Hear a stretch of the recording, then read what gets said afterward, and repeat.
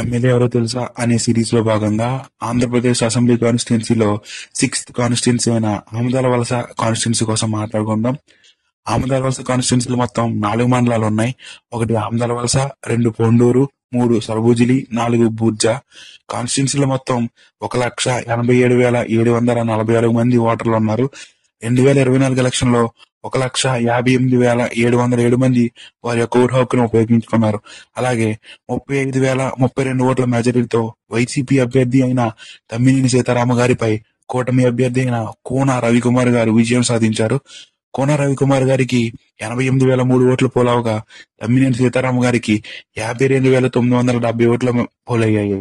Next వీడియోలో 7th constituency కోసం మాట్లాడుకుందాం. అంతలోపు మన ఛానల్ ని సబ్స్క్రైబ్ చేసుకోండి. Thank you.